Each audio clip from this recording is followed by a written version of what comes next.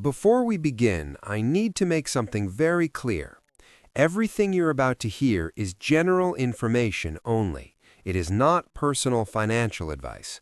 Your situation is unique. Your needs are unique. So please speak with a licensed financial advisor before making any major decisions about where to live or how to manage your money. Now, let's begin. You're lying awake at night, aren't you? Staring at the ceiling, running the numbers through your head again and again. Can you afford to stay where you are? Can you afford to move? What if you make the wrong choice? What if you run out of money? I know that feeling. I've sat across the table from hundreds of Australians just like you. People who've worked hard their entire lives. People who've done everything right, saved, paid off the mortgage, contributed to super. And now, in what should be the most relaxing chapter of your life, you're stressed, you're worried, you're exhausted from the constant mental arithmetic of whether you'll have enough. And here's what makes it worse. The costs keep rising. The power bill, the rates, the groceries, the car insurance, every single thing seems to be going up, except your income. That stays the same, or maybe it's even gone backwards in real terms when you account for inflation. So you start asking yourself a question that once seemed unthinkable. Do I need to leave? Do I need to move away from the city I've called home for decades? Away from the house where I raised my children? Away from everything familiar? And if the answer is yes, then where? Where on earth do you go? How do you even begin to evaluate that? What makes one place better value than another? And value for what? For your money? For your lifestyle? For your peace of mind? Today, we're going to answer those questions together. We're going to talk about the best value regional cities in Australia right now. Not the flashiest, not the trendiest, but the ones that offer genuine value for Australians over 50 who need their money to last, who want a good quality of life, and who are tired of feeling stretched thin. This isn't about running away. It's about running towards something better, something more sustainable, something that lets you breathe again. Let me take you back to a time that some of you will remember clearly, the 1980s, the 1990s, even the early 2000s. Do you remember what it was like then? Housing in our capital cities was expensive, sure, but it was manageable. A teacher and a nurse could buy a house in the suburbs of Sydney or Melbourne and raise a family without crippling themselves financially. Regional cities were where you went if you wanted space, peace, and to save a bit of money. But honestly, most people didn't need to. You could afford a decent life in the capitals. Fast forward to today, everything has changed. Property prices in Sydney, Melbourne, and Brisbane have gone through the roof. Not just expensive, genuinely out of reach for many. And if you already own your home in these cities, you might think you're sitting pretty, but are you?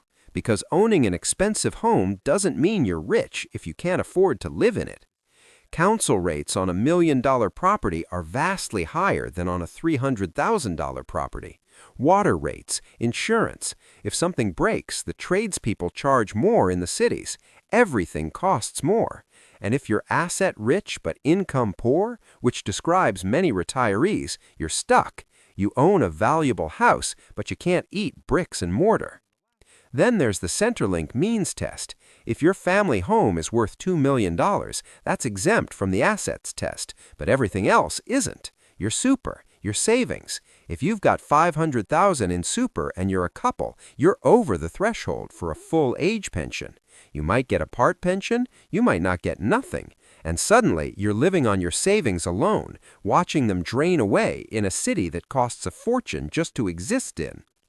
And here's what makes it worse. The regional Australia has transformed. It's not the sleepy backwater it once was. During the pandemic, thousands of people moved to regional areas. Better internet arrived. Telehealth became normal. Regional cities started investing in infrastructure, in healthcare, in lifestyle amenities. And here's the thing, they're still affordable. Not all of them, mind you. Some regional hotspots have become just as expensive as the capitals, but many haven't. Many offer genuine value. So the question becomes, which ones? Which regional cities give you the best bang for your buck right now? And what does best value even mean? Let's break that down. When we talk about value, we're not just talking about cheap. Cheap is easy to find, but cheap isn't always good.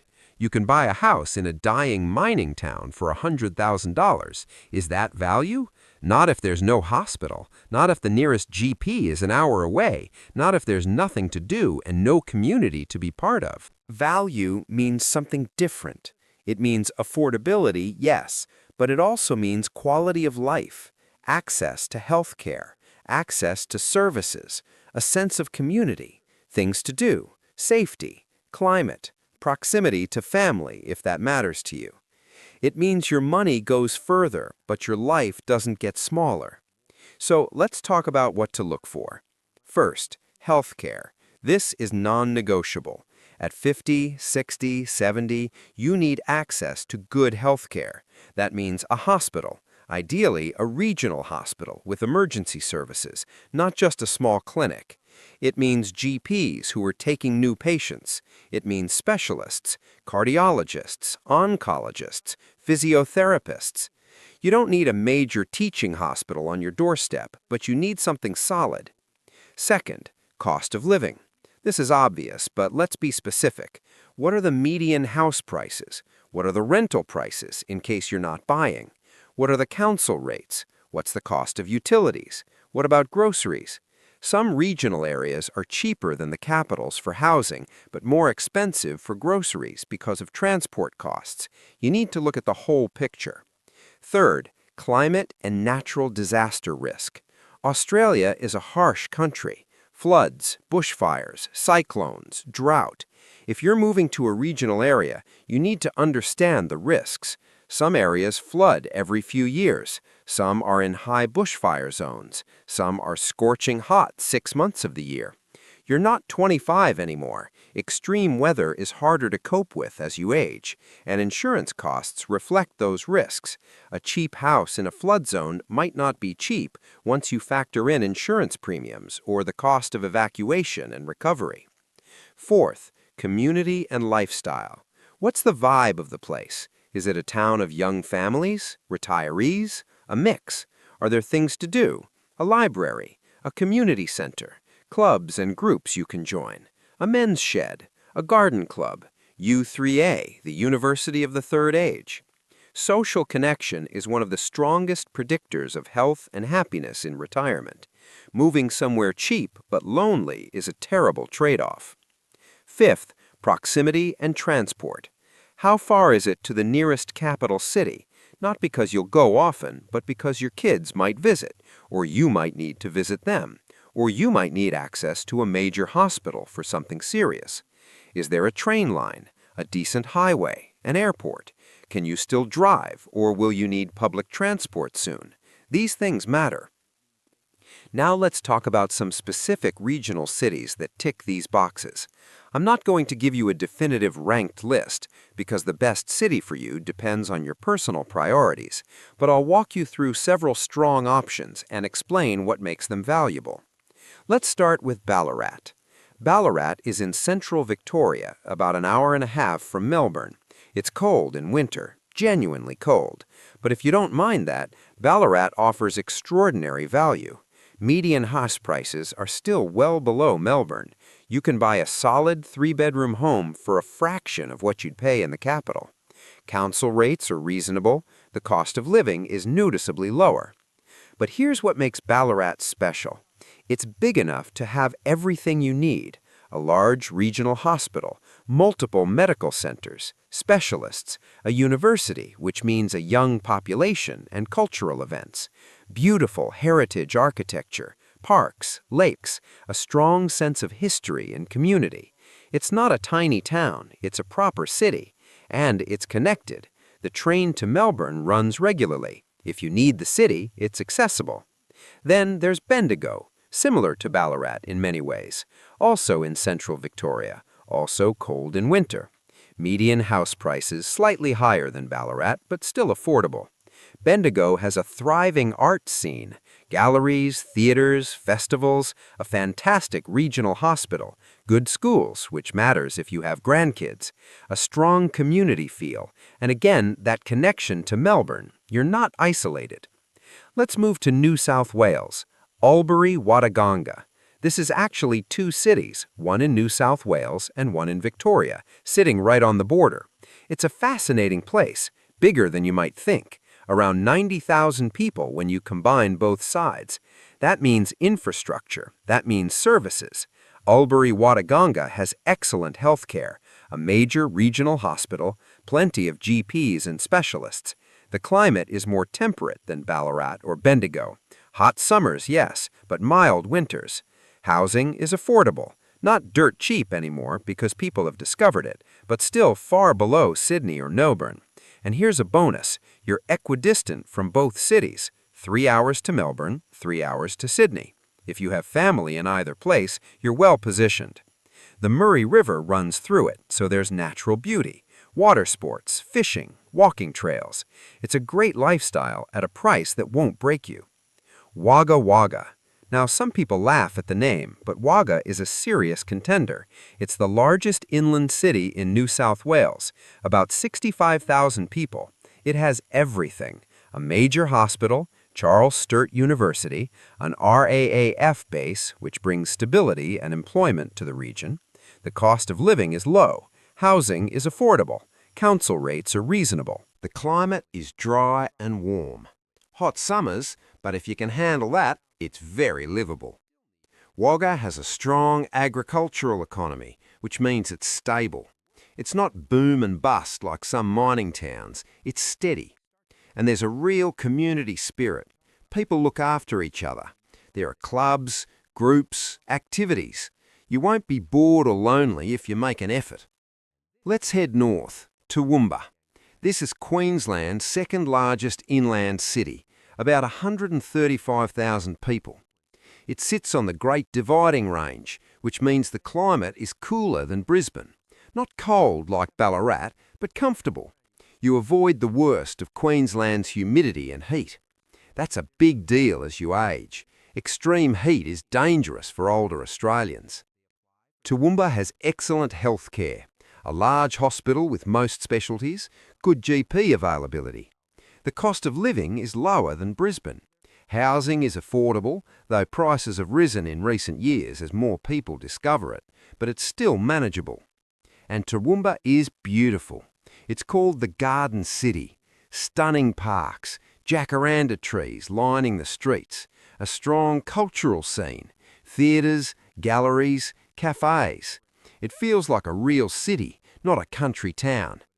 And you're only 90 minutes from Brisbane. Close enough for convenience, far enough to avoid the costs and stress of city living. Now let's go further north, Townsville. This one divides people. Townsville is tropical, hot and humid for much of the year. Cyclone risk is real, but if you can handle the climate, or even if you love it, Townsville offers something special. It's a major regional centre, around 180,000 people. That's big. That means infrastructure, a major hospital, a university, an airport with direct flights to Brisbane, Sydney, even Cairns. Housing is affordable, remarkably so for a city of that size. You can buy a decent home for far less than you'd pay in Brisbane or the southern capitals. The lifestyle is fantastic if you love the tropics. The Great Barrier Reef is on your doorstep. Magnetic Island is a short ferry ride. Beach, water, sun, it's paradise for some people. But you must factor in the cyclone risk. Insurance is higher, you need to be prepared for storm season, and the heat is intense. If you have health conditions that are worsened by heat, Townsville might not be for you. But if you're healthy and you love warmth, it's extraordinary value. Let's cross over to South Australia, Mount Gambier. This is a smaller city, around 29,000 people. It's in the southeast of South Australia, near the Victorian border. It's cooler, rainy in winter, but the cost of living is incredibly low. Housing is affordable, council rates are low. It's quiet, peaceful, surrounded by natural beauty. The Blue Lake is stunning. Mount Gambier has a hospital, good basic health care, but if you need major specialist care, you'll need to travel to Adelaide, which is about 4.5 hours away. So this is better suited to someone who's relatively healthy and doesn't anticipate needing complex medical care regularly. It's a trade-off, lower cost and a slower pace of life, but less access to advanced health care. Then there's Shepparton, back in Victoria, about 50,000 people. It's in the Goulburn Valley, a rich agricultural region. The economy's stable, cost of living is low, housing is affordable. There's a hospital, good services. The climate is warm and dry, hot summers, mild winters. It's not as well known as Ballarat or Bendigo, which means it's still a bit of a hidden gem. Prices haven't skyrocketed yet. Shepparton is close to the Murray River, so there's water access and natural beauty. It's about 2 hours from Brisbane, not as close as Ballarat, but still manageable for visits. And there's a strong multicultural community, which brings diversity and interesting food, markets and cultural events. Now, here's what I want you to understand.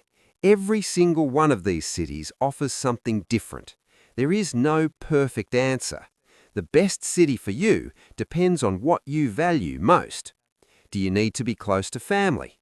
Do you prioritize climate, healthcare, community, cost, natural beauty? Let me give you an example. Let me introduce you to Bruce and Jenny. They're not real people, but they could be. They represent a situation I've seen dozens of times. Bruce and Jenny are both 62.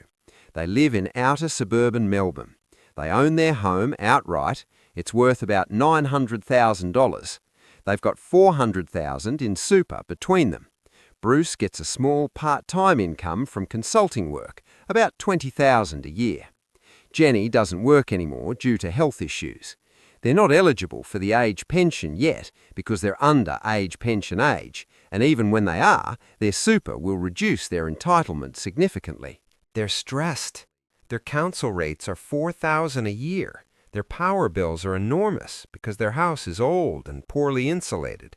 They're spending $60,000 a year just to live, and that's without any luxuries. Their super is being drawn down faster than they're comfortable with. They did the calculations. At this rate, they'll run out of money in their late 70s. That terrifies them. So they start asking the question, should we move? They have 2 adult children. One lives in Melbourne, one lives in Sydney. Bruce and Jenny don't want to leave Victoria, but they need to reduce their costs dramatically. They start researching. They visit Ballarat. They visit Bendigo. They visit Shepparton. Here's what they find. In Ballarat, they can buy a beautiful 3-bedroom home for $450,000. That's less than half what their Melbourne house is worth. If they sell and buy in Ballarat, they'll free up $450,000 in cash. They can add that to their super or keep it as a cash buffer. Suddenly, they're not running out of money in their late 70s. They've got enough to last well into their 90s, maybe longer. But it's not just about the money. Council rates in Ballarat are about half what they pay in Melbourne. Power bills are lower because they buy a newer, better insulated home. Groceries are slightly cheaper. Petrol is similar. Healthcare is excellent. There's a new theater, a great library, parks. They can walk around Lake Wendouree every morning. Bruce's consulting work can continue remotely. Internet in Ballarat is fine, and Melbourne is only 90 minutes away. Their daughter can visit easily. They can visit her. They're not cutting themselves off. Jenny is nervous. She's lived in Melbourne her whole life, but she visits Ballarat 3 times. She joins a local U3A group for a trial class. She talks to people at the market. And slowly, she starts to see it. This could work. This could actually be better. Less stress, more space, a slower pace, a community where people say hello. They make the move. A year later, I check in with them. Here's what Bruce tells me. I sleep through the night now. I don't wake up at 3 in the morning panicking about money. We've got enough, more than enough. And Jenny's happier. She's made friends. She's joined a quilting group and a book club. We walk every day. We drive to Melbourne once a month to see our daughter. It's not hard. I don't know why we didn't do this sooner. That's the power of a good move. It's not just financial, it's psychological, it's emotional. It's about reclaiming your peace of mind.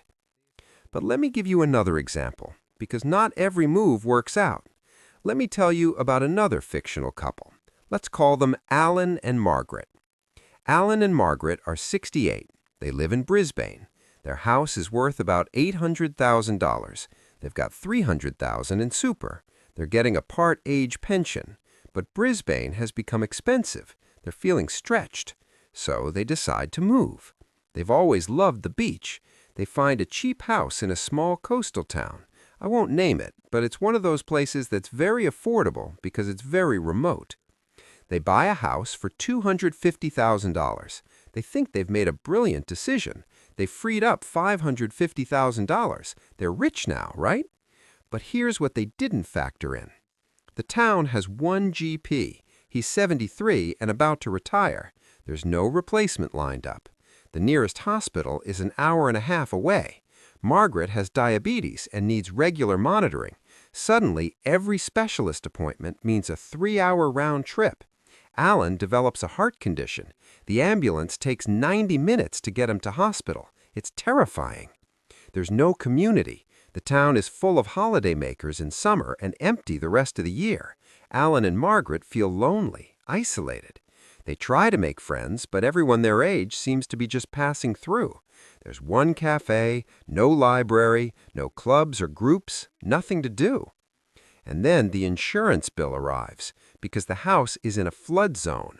The premium is $5,000 a year, more than their council rates. They didn't check that before buying. They're locked in now. They can't afford to move again. They're miserable. Do you see the difference? Bruce and Jenny did their research. They visited multiple times. They looked at healthcare, community, lifestyle, not just price. Alan and Margaret chased the cheapest option without thinking about quality of life. They saved money on paper, but lost everything that makes life worth living. So here's what I want you to take away from this. Moving to a regional city can be one of the smartest financial and lifestyle decisions you make in retirement, but only if you do it right. Only if you choose a place that genuinely meets your needs. Let me give you a practical framework, a step-by-step process for evaluating whether a regional move makes sense for you, and if so, where to go.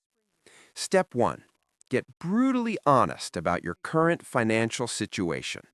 Write down your income, every dollar, age pension, super drawdown, any part-time work, investment income, everything. Then write down your expenses, every dollar, mortgage or rent, rates, utilities, groceries, insurance, car costs, medical, entertainment, gifts, everything. Be honest. Most people underestimate their spending. Now subtract expenses from income. What's left? If it's positive, great. If it's negative, you're eating into your capital. How long will your super last at this rate? Do the math. Use an online calculator if you need to. Face the number. Don't hide from it. Step 2. Ask yourself what you actually need, not want. Need. Do you need a big house, or would a smaller, easier-to-maintain place make your life better? Do you need to be in a capital city, or do you just think you do because you've always been there? Do you need to be near your kids? Be honest. How often do they actually visit? Do you need lots of activities and entertainment, or do you actually prefer quiet? Step 3. Make a short list of potential regional cities.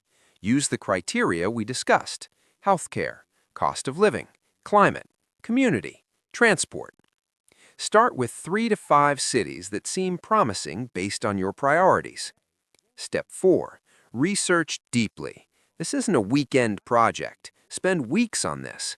Go online. Look at real estate websites. What are the median house prices? What do you actually get for your money?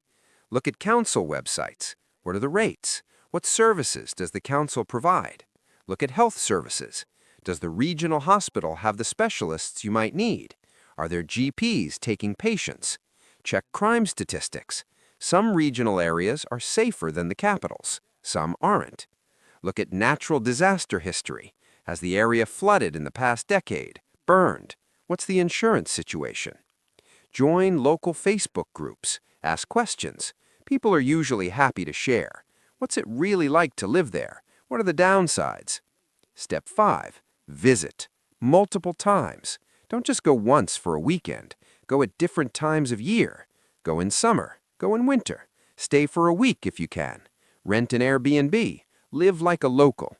Shop at the local supermarket. Visit the library. Go to a cafe and chat with people. Walk around different suburbs. How do they feel? Safe? Friendly? Neglected? Attend a community event, a market, a festival, a club meeting. See if you can imagine yourself being part of this community. Talk to locals, especially locals your age. Ask them what they love about living there. Ask them what they wish was different. People are honest if you ask the right way. Now, let's talk about some common concerns and objections, because I know what you're thinking. I've heard it all before. First concern, what if I hate it and want to move back? Here's the truth. That's a risk, but it's a manageable risk. If you've done your research, visited multiple times, maybe even done a trial rental, the chances of hating it are low. But if you do, you can move again. Yes, it's expensive. Yes, it's stressful, but it's not the end of the world. You're not trapped. Second concern, what about my friends? I'll lose my social network. This is real. Moving means leaving people behind. But here's what I've seen. Real friendships survive distance. You'll still have phone calls, video chats, visits. And honestly, as we age, social circles naturally shrink anyway. People move into aged care, pass away, become less mobile. It happens whether you move or not. The question is, will you make new friends in your new location? If you make an effort, yes, you will. Third concern, what if house prices in my current city keep going up? Won't I miss out? Maybe, but so what? You can't eat capital growth. If your house doubles in value, but you can't afford to live in it, what have you gained? Nothing. You're just a wealthy person on paper who's miserable and stressed. The goal isn't to maximize your net worth. It's to maximize your quality of life within your means. Fourth concern, what about health care as I get older? What if I need more complex care? This is the most legitimate concern, and it's why I keep emphasizing healthcare access. Don't move to a tiny town with no hospital. Move to a regional city with solid healthcare infrastructure. A regional hospital can handle most things, and if you need something truly specialized, you can travel to a capital city for it. Yes, it's inconvenient, but how often will that actually be necessary? For most people, not often. Fifth concern, I'm too old to move. I don't have the energy. I understand that feeling. Moving is exhausting at any age. At 60, 70, 80, it's even harder. But here's the thing, it's not going to get easier if you wait. If you need to move for financial reasons, better to do it now while you still have the energy and health to settle in and build a new life. Waiting until you're in crisis mode makes everything harder. Let me address one more issue. Some of you are thinking, I don't want to leave the city because that's where the culture is, the restaurants, the galleries, the theater, the buzz. I get it. Cities offer things that regional areas simply can't match. But let me ask you this. How often do you actually do those things? Be honest. Most retirees I talk to, even in the capital cities, don't go to the theater every week. They don't eat at fancy restaurants regularly. They might go a few times a year. And guess what? Regional cities have theaters, galleries, decent restaurants. Not as many, not as fancy, but enough. And you can still visit the capital city for special occasions. You haven't taken a vow of isolation. What you lose in cultural variety, you often gain in community connection. In a smaller city, you're more likely to know your neighbors, to be part of things, to matter. In a big city, it's easy to feel anonymous, invisible. That has its own cost. Now, I want to talk about something deeper. Because this isn't just about money and logistics, it's about identity. For many of you, where you live is part of who you are. You're a Sydneysider, a Melburnian, a Brisbaneite. That's your tribe, your identity.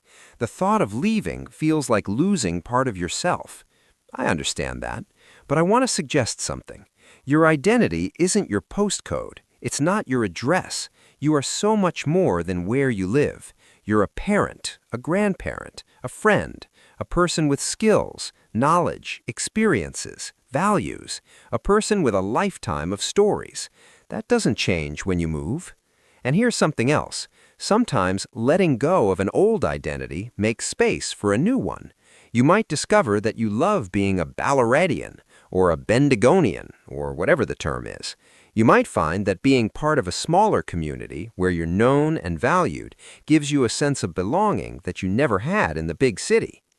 This move, if you make it, isn't a retreat. It's not giving up. It's not admitting defeat. It's a strategic choice to live well within your means, to reduce stress, to create space in your budget and your life. It's taking control instead of being controlled by circumstances. Let me tell you what the alternative looks like. The alternative is staying put because it's familiar, even though it's not working, watching your super dwindle, worrying constantly, cutting back on everything that brings you joy, skipping the grandkids' birthdays because you can't afford the petrol, avoiding the doctor because you can't afford the gap fees, turning the heater off in winter because the power bill is too high, eating less, doing less, being less. Is that really better than moving? Is clinging to a postcode worth sacrificing your peace of mind and your quality of life? I don't think so. And deep down, you don't either. That's why you're listening to this. So here's my challenge to you. Stop thinking about this as leaving something behind. Start thinking about it as moving towards something better.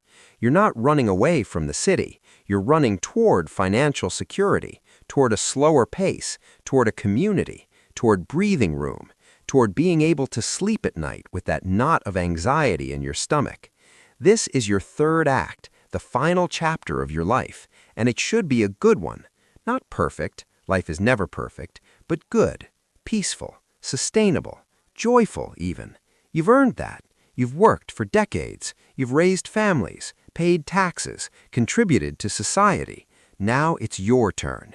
Your turn to live in a way that works for you, not just to survive, but to thrive. And thriving doesn't mean expensive holidays or fancy cars.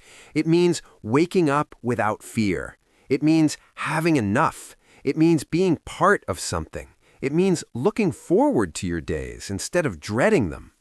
A regional city, the right regional city for you, can give you that. Not because it's magical, but because it's sensible, because the economics work, because the pace suits you, because the community welcomes you, because you can build a life there that fits your budget and your soul. I want you to imagine something with me. Imagine it's 5 years from now. You made the move, maybe to Ballarat or Bendigo or Albury-Wodonga or Toowoomba or wherever felt right for you. The first year was hard, you missed things, you had doubts, but you stuck with it. You joined a club, made a few friends, found your rhythm. Now, 5 years in, you're sitting on your back deck. It's a sunny afternoon. You've just come back from a walk. You're having a cup of tea. Your grandkids are visiting tomorrow. You're looking forward to it without worrying about the cost because you can afford it now. Your money is lasting, actually lasting. You did the math last month and realized you're not just okay, you're comfortable. You might even leave something to the kids. You think back to your old life in the city, the stress, the constant worry, the sleepless nights, and you feel grateful. Grateful that you had the courage to make a change. Grateful that you didn't just accept a life of diminishing returns. Grateful that you took control. That's what this is really about. Control, agency, choice. You get to decide how your third act unfolds. Not the property market, not inflation, not fear. You. This is your life, your money, your future. And you have more power than you think. The power to research, to plan, to visit, to choose, to move, to build something better. So here's what I want you to do. Today, not tomorrow, today. Take out a piece of paper or open a note on your phone and write down 3 things. 1. Your current financial situation in simple terms. What's coming in, what's going out, whether it's sustainable. 2. Your biggest concern about where you currently live. Be specific. Is it cost, isolation, stress, something else? 3. One regional city you've been curious about. Just one. A place you've driven through or heard about or always wondered about. That's all. 3 things. It'll take you 5 minutes, but it's the first step. It's the moment you stop being passive and start being active. And once you've written those 3 things down, you'll find that the next step becomes obvious. You'll want to research that city, then maybe visit, then maybe another city, and slowly a path will emerge. You don't have to commit to anything today. You don't have to list your house or pack your bags. You just have to start. Start thinking seriously about whether your current situation is truly serving you. Start imagining alternatives. Start believing that change is possible. Because it is. I've seen it hundreds of times. People who thought they were stuck, who thought they had no options, who thought they just had to grit their teeth and endure. And then they started exploring, and they found a way forward, a better way, and their lives transformed, not into something glamorous, but into something sustainable, something peaceful, something that worked. You can have that too. The best value regional cities in Australia right now are waiting for you. They're not perfect, nowhere is, but they're real options, good options, options that could give you the financial breathing room and quality of life you're craving. Don't let fear or inertia or attachment to the familiar trap you in a situation that's slowly draining you. You've got choices. You've got time to make a thoughtful decision.